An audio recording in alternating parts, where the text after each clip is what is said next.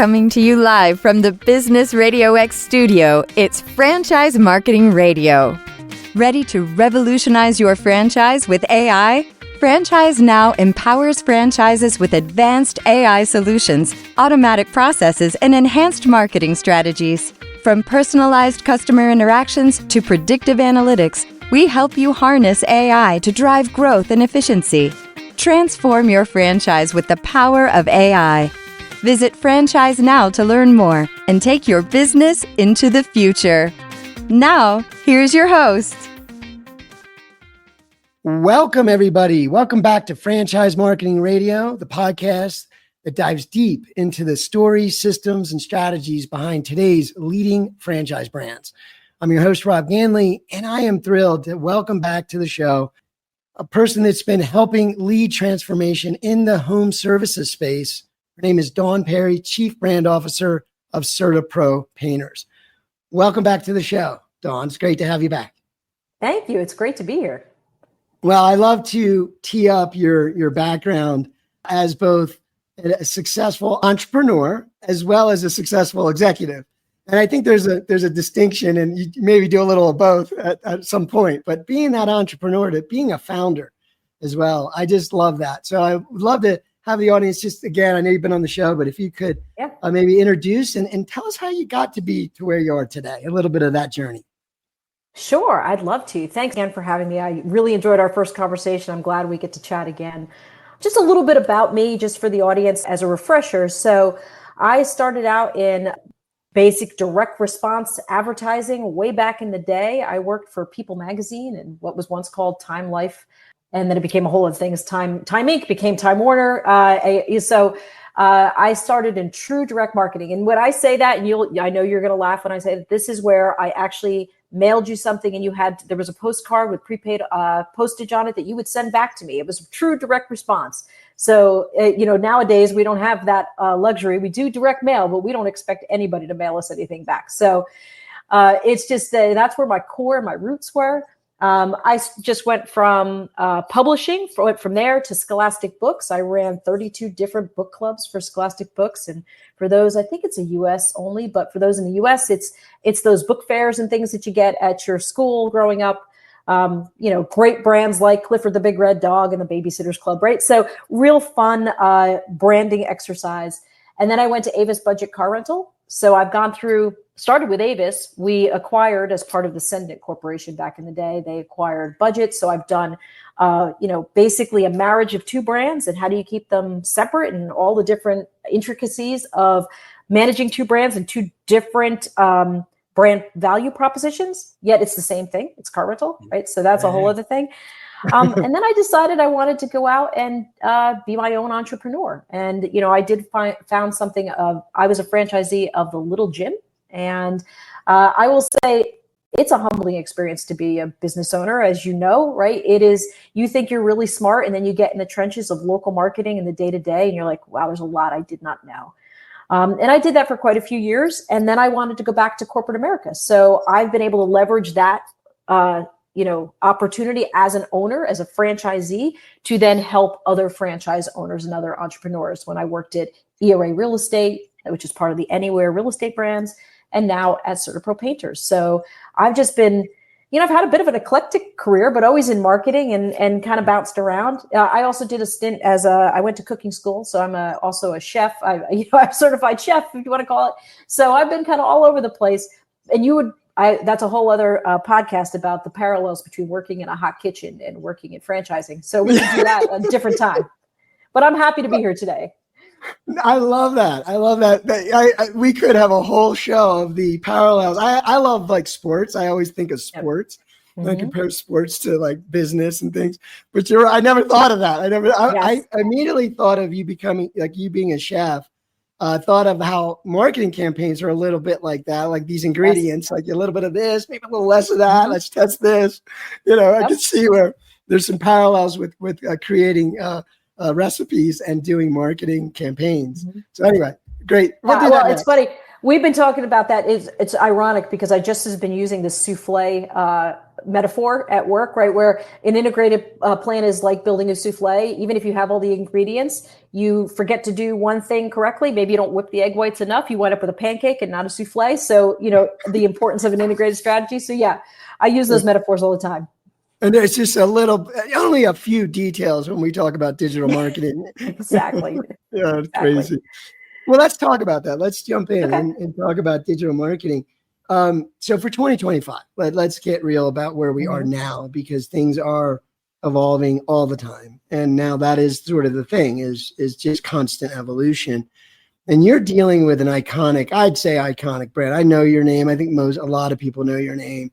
And how do you keep your pulse and eye on things that can help your franchisees, balancing it between, running the kind of business that you're running, which is a local painting service business and in the community. And it's very people centered, right? So you have that thought, but then there's still this digital world that is constantly evolving, and us as people and consumers, we're using it differently. So that always makes it a little different for you to think about what is worth putting energy behind, what is moving the needle. So what are some of the ideas for expanding? Like, one of the things that I think most franchisees care about is continuing to grow and reach new audiences. So how do you reach an expanded audience with digital marketing in a model like a home services brand?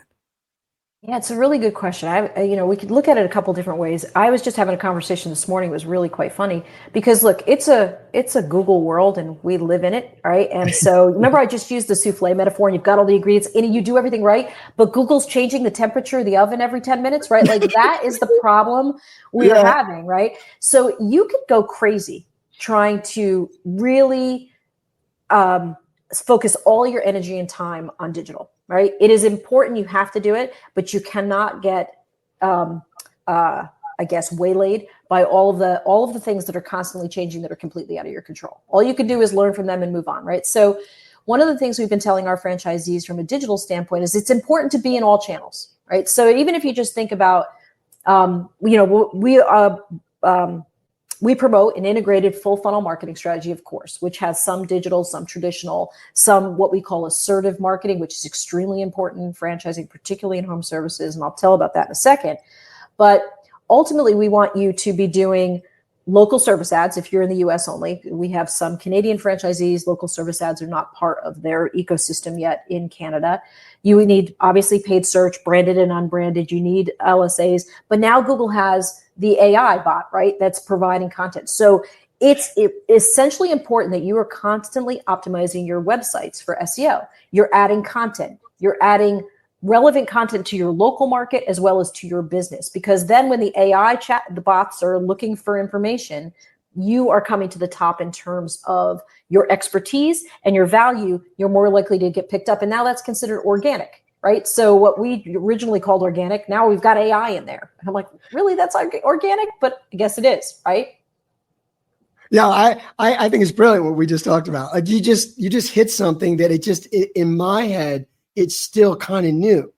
Like I'm learning with you. But I've noticed that for a lot of the work I do, I noticed. And again, the only thing that I can put an eye, or the only thing I can connect it with, in other words, how do we show up in this new space of the AI output at the top of the search results, right? Which I dearly love, especially being a software person. I love the quick fixes, the quick recipes. Right? Me too. Yeah. Yeah. So, but it's like, how do you get there? How do you know your brand is going to be the one? And I know it's a lot to do with content. It's about constant content marketing and relevance and personalization and quality. And I've been talking to franchises forever about telling stories like we're doing right now. That's exactly talking about the brand. We're talking about marketing. And it's like, but you got to constantly do it. I don't think there's a way to yet do it just a little bit or a certain amount. I think it's just this idea of how do you do it perpetually and do it well. Maybe everybody, that's a different amount. The bigger the brand, the bigger the website, the more you probably got to think about, right? So what a challenge there. But so tell me a little bit about social media then. So we've got this idea of Google, which you're right.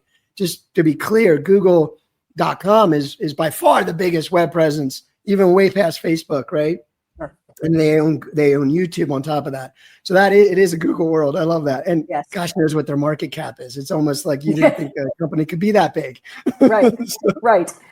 But anyway, so tell me about social media then. So then you have this idea of Facebook and, Instagram and some of these other platforms now gaining momentum. Even TikTok now is in the conversation for traditional mainstream marketing versus just the kids using TikTok, right? Yeah.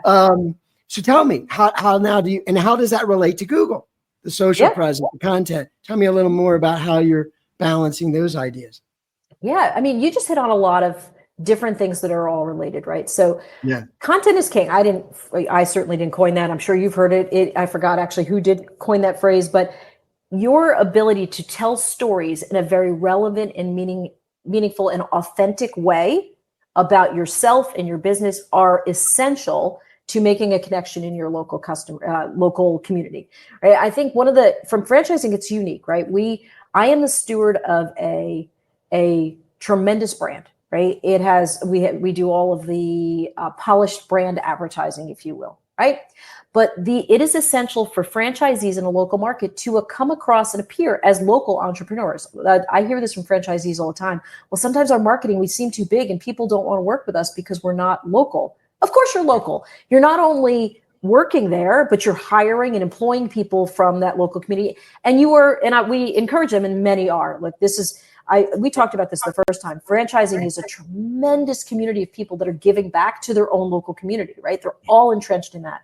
So just showing up in those type of ways really helps tell your story, right? So then you asked about social media. It should be, look, Facebook has the opportunity. You can do lead gen campaigns from there. Everybody's interested about where's the next lead coming from. That's extremely important. But it allows you, whether it's through Facebook or Instagram and now TikTok, depending on the audience, you have the opportunity to tell a very authentic story about who you are, your expertise, and why anybody would want to work with you. And sometimes it's not about the product, the output of the product, the paint on the wall for us, if you will. It's how you show up and the commitment that you make to your customer and to their expectations. Yeah. So you mentioned community, right? Mm-hmm. And I know with local businesses, obviously it's key, right? To not just think that you're going to hide behind some digital presence and then get leads and work with people. Never interact with your community in a broader way, right? In fact, well, you could, but it wouldn't be a good idea. And let's talk about why not. So how do you integrate this idea of community outreach or events or interacting with other business owners, other organizations? How do you create opportunities for that through marketing programs? And then how does that then link back to what we just talked about, where you can connect the two? Like, so you're doing these local events, you're doing some kind of great outreach, or you're helping a cause, whatever it might be. And then you could take that and again, create storytelling around it. Yep. And then it becomes more dealing with a business that's has a heart and as a person. And most of us buy relationships, know, like, trust. And of course, you can't just be triple the cost or, be the worst reputation, 1-star reputation. Yes.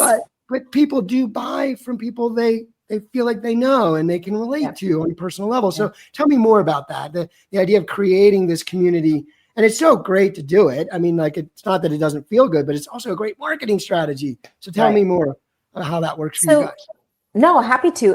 I'll tell a little story. I had in my former life when I was in real estate, there was a real estate agent out of Charleston, South Carolina, and he did a phenomenal job. First, when I met him, he was a rookie agent. It was his first year, and he built his whole business on working with local restaurants and small businesses, and he would go and promote them. He'd stand in front of their office on social media and say, "Hey, I just worked with Bob over here at ABC Restaurant, whatever it is, and they're doing phenomenal things here. And guess what? I'm bringing my whole team here on Thursday to do whatever." Right? So he was promoting them a little bit. It was not about him and what he does. He did, of course, say he's in his brand and he's a real estate agent, but he was always giving back to them and promoting them on his channels, which, in course, they would either share or tag and do the same for him. So together with other local business owners, they were building like a little network of referral, right? The social is now the new town square, right? What you might used to do at PTA meetings or Rotary clubs and whatever, which still exist, of course, but you can do that now in these Facebook groups and other places in social media.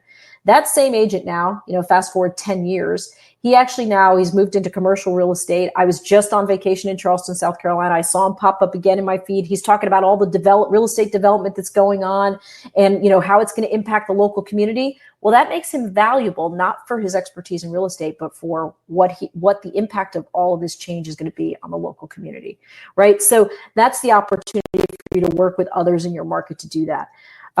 We also have a franchisee now, back to CertaPro. We are focused on creating raving fans. And before I tell that story, I just want to share at our conference this year. I don't know, have you ever met or worked with Brittany Hodek?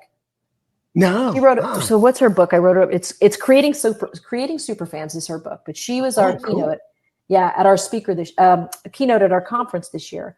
And she, basically, this is not going to be news to you or anybody who's in marketing, right? The way that you create a raving fan is what you do, not what you give them, right? So it's not, yes, you need obviously good quality work or, product, but it's the way you make them feel and not exactly what you do, right? And so we tend in marketing get twisted up and I need a referral program and I need to get a coupon for this. All of those things are important to your marketing strategy.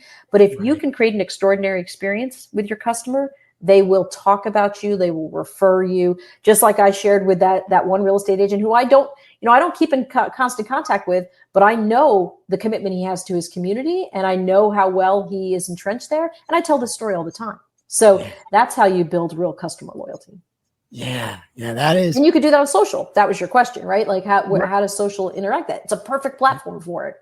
Right. And I love the idea. Like you said a lot in that. I mean, one thing and I see this strategy used over and over, but in any kind of service business or any kind of business at all, really, where you're a local owner, the idea of interacting with other business is extremely valuable. We know that. There's ideas around masterminds and consulting groups where you get ideas from different industries, different CEOs, different owners.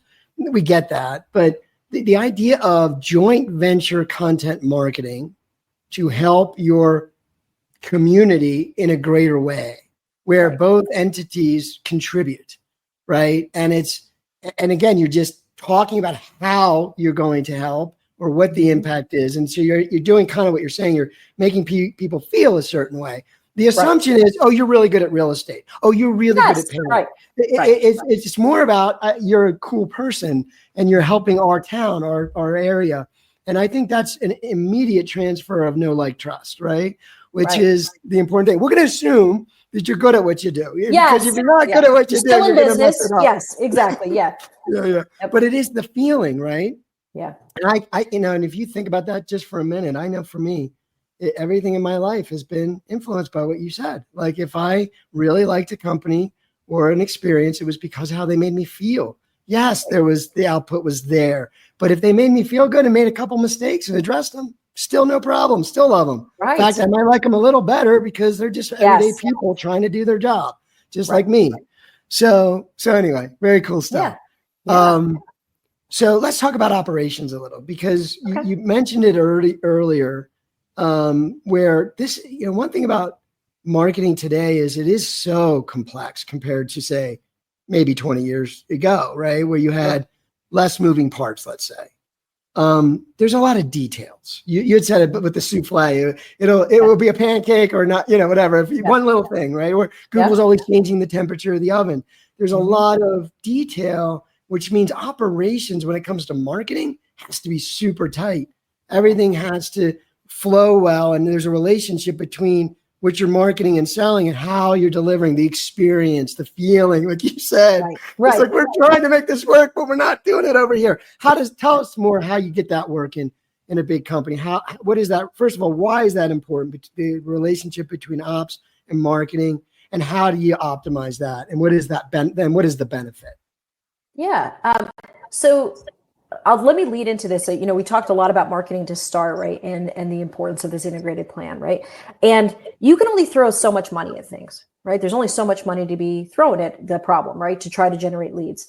So many times what you now then need to throw out is your time and your energy. So what we're telling franchisees is, yes, you have to have a smart paid media plan, both digital and online and offline. We will support you with what we're doing at the system-wide level, but it is essential for you to build your brand locally. And the way you do that is being present in your marketplace. So at CertaPro, over the last 2 years, we've had two focuses. One was mastering the basics.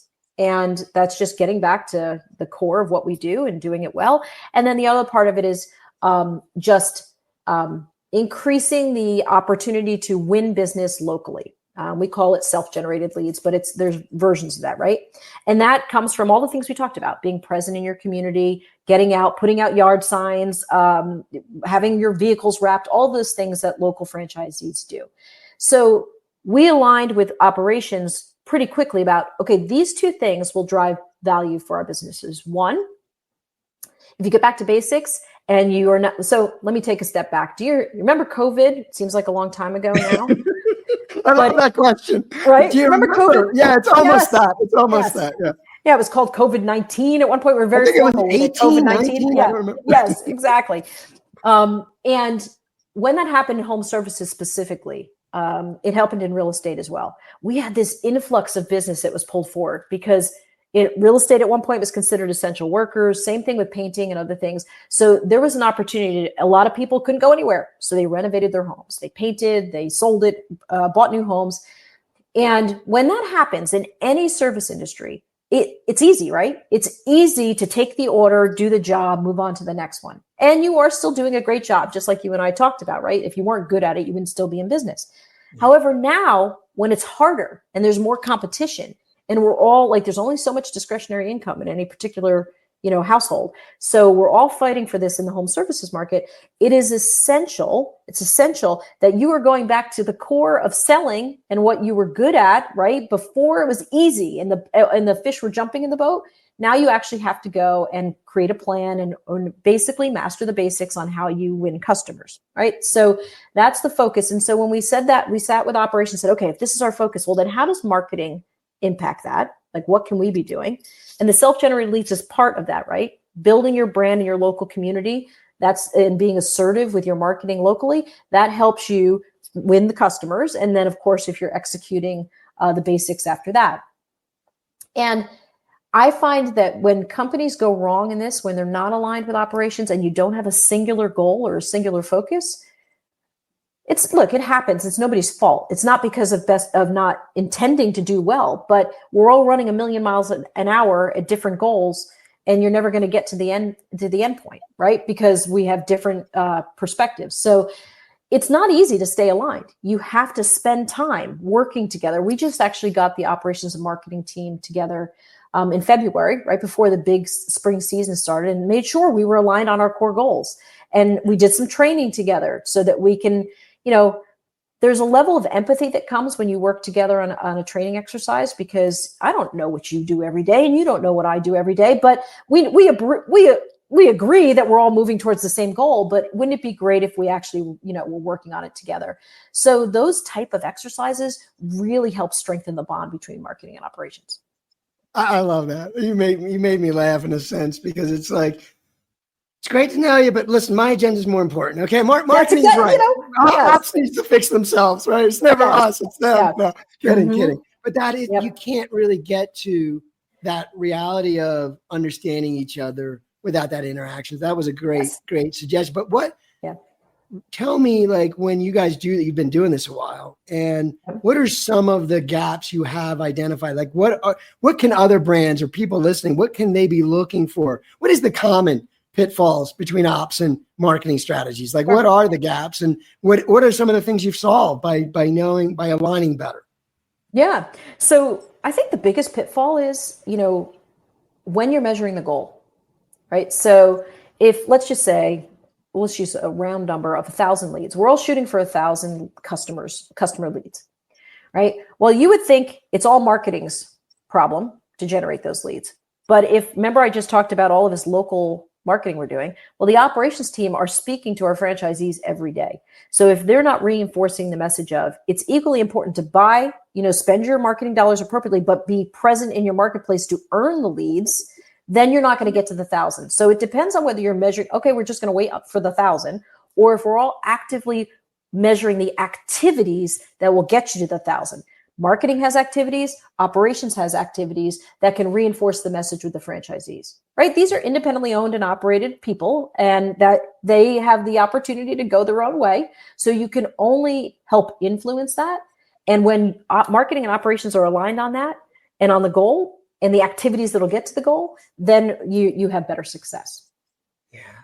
So I like to ask this in every interview because AI is obviously in our face all the time now. And I think a lot of us are probably tired in the marketing world. We're just pelted with this. But it is a reality. As a technologist and someone who has a passion for it, I know it's a real thing. It's going to transform society for sure. Mm-hmm. It's just a question of timing and how we all evolve with it. But I'm wondering, like, from your view, like, what are some of the thoughts you have on where that might play into the future for a services kind of brand like you guys? And there's some things you're doing now, or what are you thinking about in terms of AI and its capabilities and where it impacts marketing?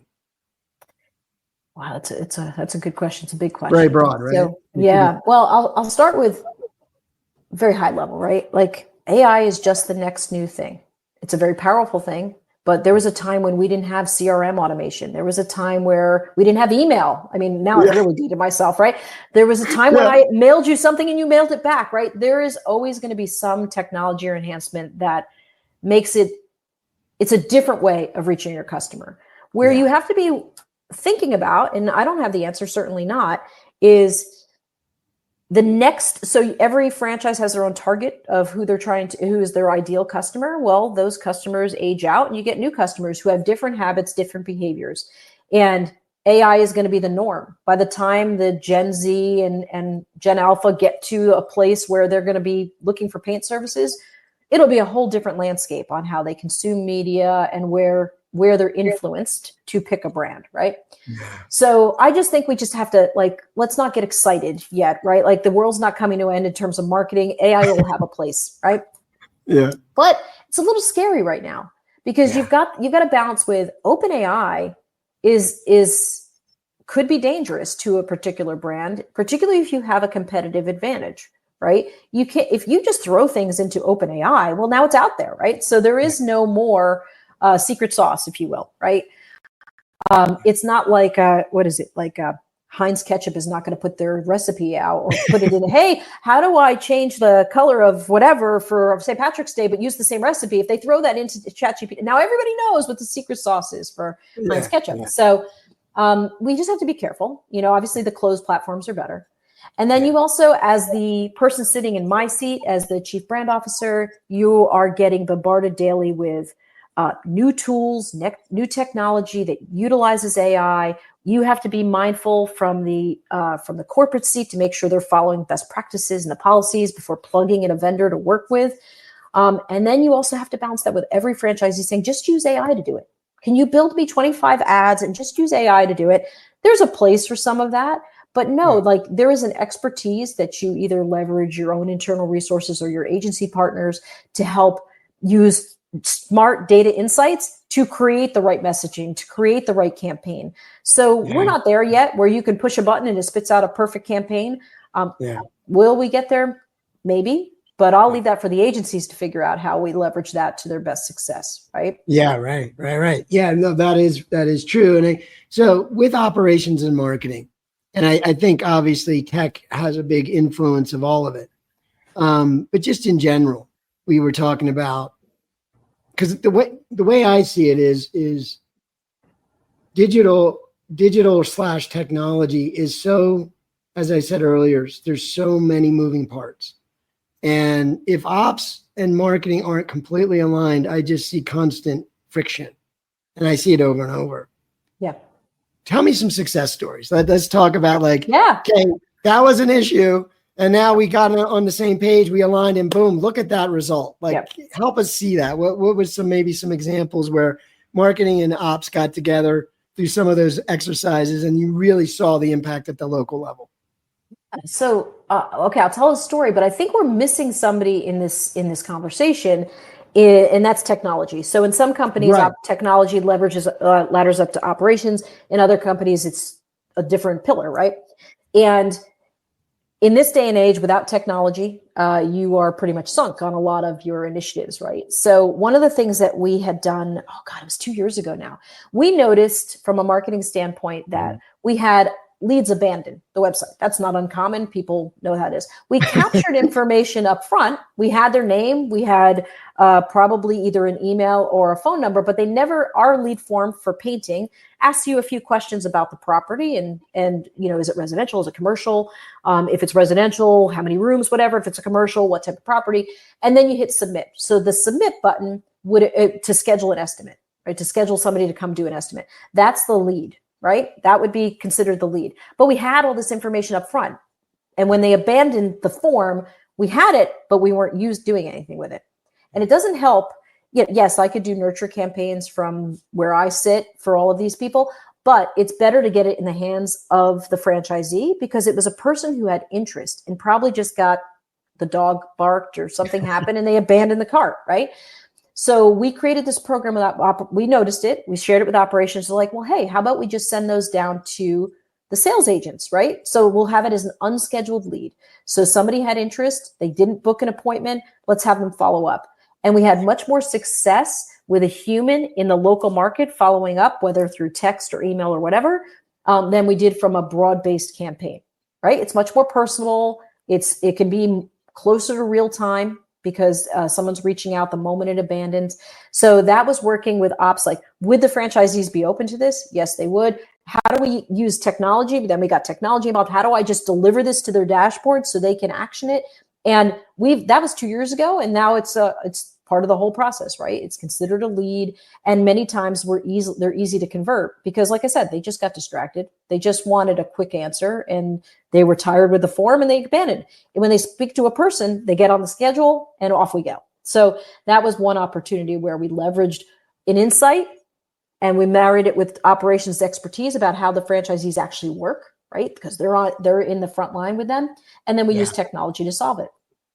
I love that. I love that because it's a simple, super simple, but this thing happens a billion times a month or whatever it is. Like, over and over and over. And thousands of times. Yes. Right. And so you just, it's not to say that if it just happened once a year, it would be that impactful. Yeah. But your numbers then, or you feel that, in the revenue side, it's just like, because you've implemented that. And it's just like now, instead of converting X percent, you move the needle up to a higher number and boom, it's a massive impact because of that little tweak. That's incredible. Yeah. That's great. So just thinking about, the future and you have an interesting view of things because of the brand you work with and your exposure to other brands, your colleagues in the industry of franchising, which is some of the you're going to see some of the most advanced strategies in marketing in different brands. But when we're in 2025 right now, as you said, things have changed and things will continue to. What do you see right now? Is there anything you see as being common mistakes people are making or things that they become bigger mistakes if they don't pay attention? I know we kind of alluded to some things, but I'm kind of trying to zero in and say, what are the wrong things to do in 2025 versus and maybe that helps people realize, oh, wait, we're not looking at this the right way. But how do you see that? Yeah. So, wow. So for 2025 and beyond, I think if I could say anything or leave, and this is not my mantra, but let's just control what we can control. I think the biggest hurdle we have right now is all the uncertainty, right? Yeah.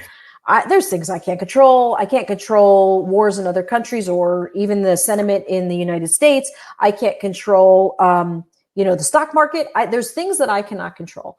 And as a small business owner, if you get so focused on my business is being impacted by these things, it is occupying all my brain space. When you can't control that, what you can control is that you're out in your community talking to your customers. You could do customer appreciation events.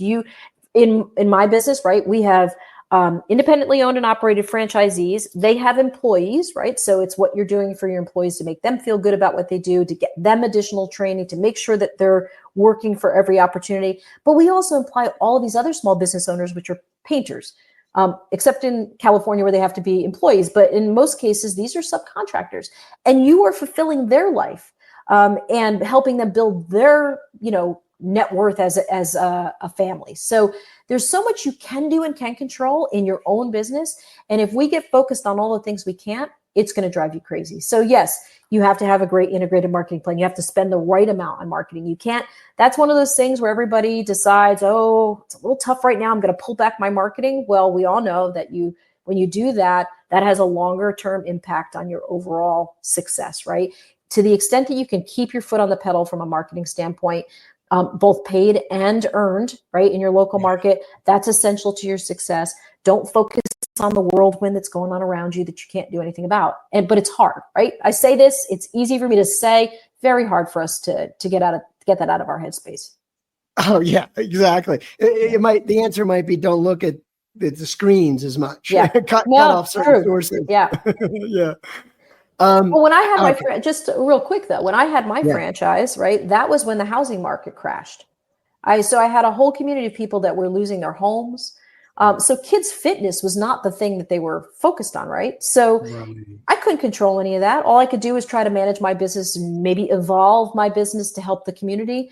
So like I said, you can only control what you can control. Yeah, exactly. Stay focused.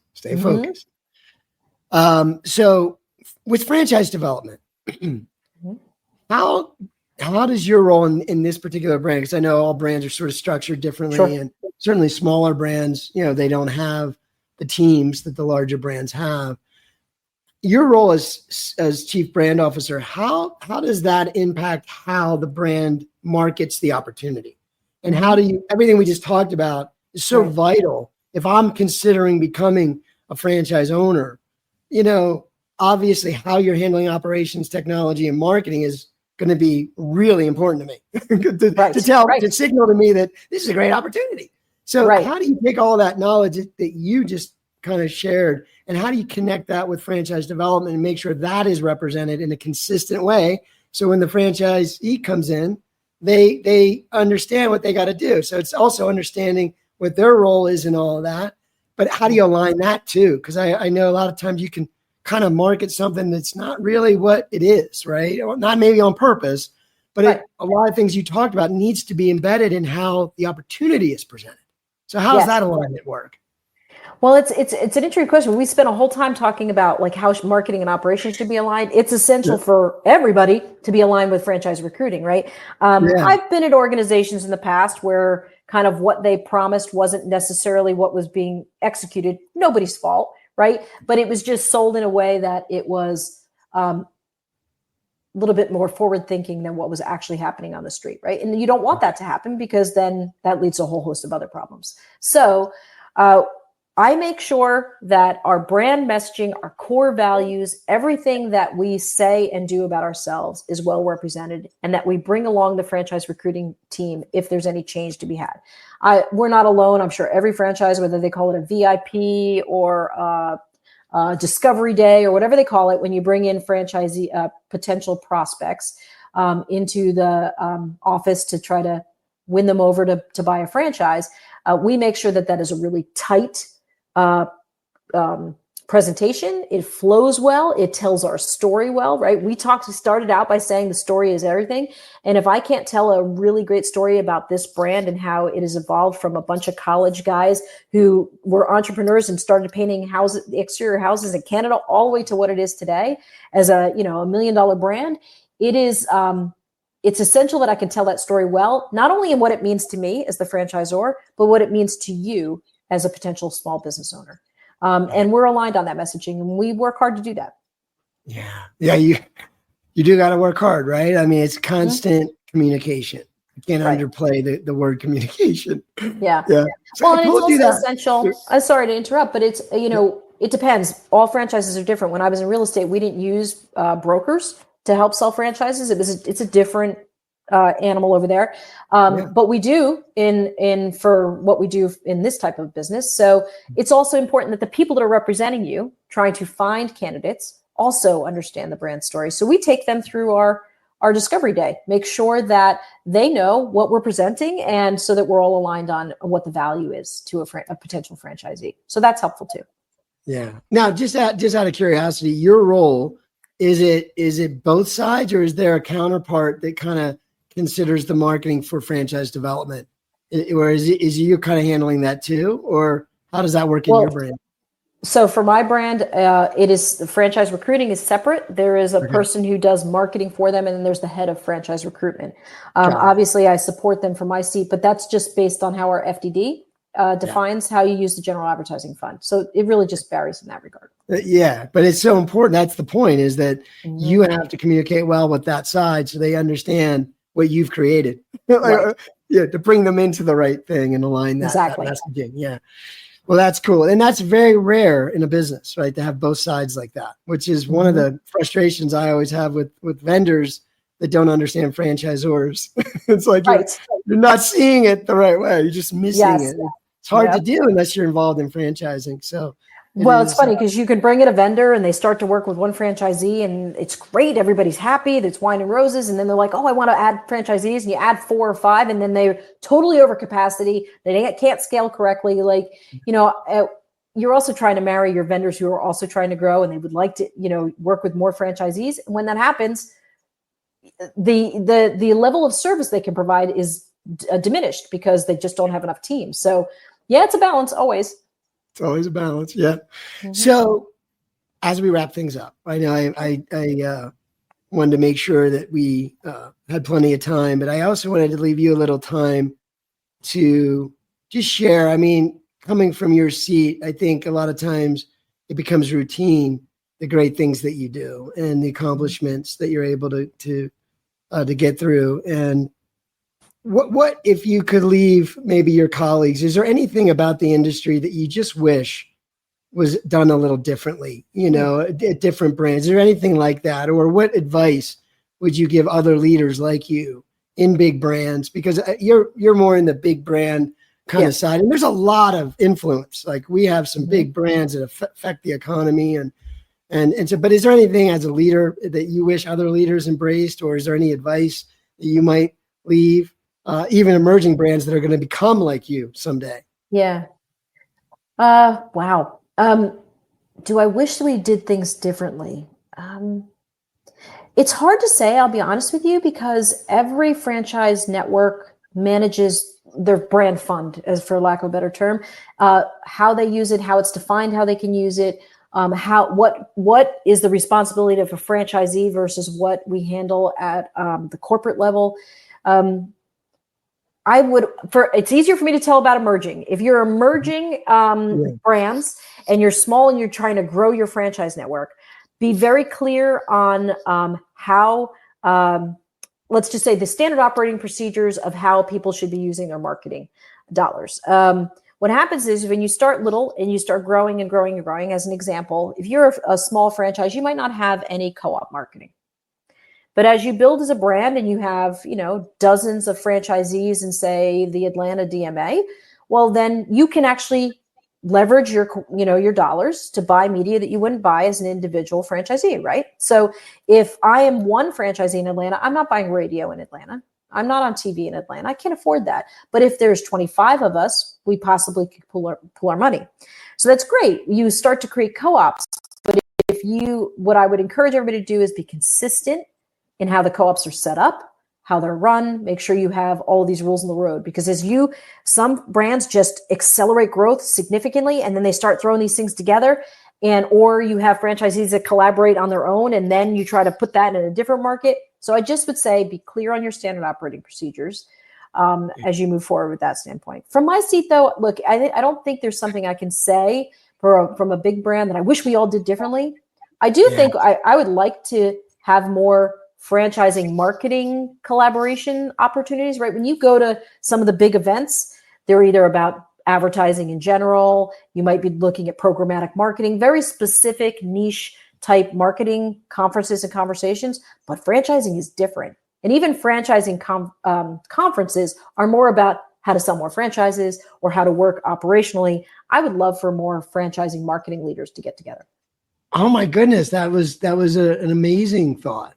Yeah. Because we just talked about how integration marketing or joint ventures, I mean, of course, it's at the community level and you're talking other brands, but there's a lot of franchisees in communities. And so why not brands need to collaborate more for, hey, how can we work together and make an impact across the whole, again, the network effect, right? But that's not happening. You're right. That's not, I'm not seeing that collaboration happening, not at least at the national level where it might, that's pretty amazing. I mean, I was lucky enough to be at Anywhere Real Estate Brands had 6 real estate brands. So all the heads of marketing would collaborate on, but that's like, look, that's a little ecosystem. It's a big ecosystem, but it's just real estate. Now I'm part of First Service Brands, right? So First Service Brands has Floor Coverings International, has California Closets, right? So we can collaborate. But again, for franchise marketing, we're not really spending a lot of time, digging into what's successful and how we can all leverage and learn from each other. Yeah, no, exactly. But that's interesting because the idea of a platform company is definitely has picked up momentum in the last, 10 years, let's say. There's, I don't know, more than 100 that I know of, and probably more than that. But because of what you said, there's more to that. There's the operation, there's everything. You're synergistic, but just the marketing side, just saying, how can we collaborate? How can we do events? How can we do good works together? Right. I just think there's more could be done there, and that would be cool. Great thought. Yeah, I agree. I love that. Yeah. A little spin-off. Maybe in your downtime, you could build that. Yeah. That'd be great. Well, there's a quick tip. Go, reduce your workload. If you think you're already doing too much, there you go. Yes, I guarantee it. Just look at your list and whack half of it. That's it. Yeah. All right. Well, before we do end the conversation, I wanted to first thank you for sharing your as always, sharing your innovations and your strategies. You're a smart person. Thank you so much for being on the show. But let's make sure everybody knows how to get a hold of your brand, even though I know the name CertaPro Painters. I think that's pretty common. But how do they get a hold of you? Maybe both ways, consumer, or if they're interested maybe in being part of the brand as an owner. What's the best way to approach that? Yeah, no, I'm happy to share. So CertaPro.com, that's Certa with a C, right? We have to say that because there's others that start with an S. It's right here. Well, nobody can see me. I'm on a podcast. Anyway, you can see me. And if you want to reach me, you can certainly reach out on LinkedIn, say that you heard of me in this conversation, and I'll connect with you. You could also send a request if you're interested in franchising through the website itself. But also you can just send me an email directly. I'm pretty open. It's just my first initial D, Perry, last name @CertaPro.com. So I'm happy to hear from any of you. That's beautiful. Take advantage of that, folks. And thank you for listening. And listen, if you find value on our show, please share it with others. And we appreciate you guys for tuning in. And again, thank you, Dawn Perry, for being here. Oh, you're welcome. It's a great show. Everybody should listen. I love it. Thank you for having me again. Appreciate it. Very cool. Thank you.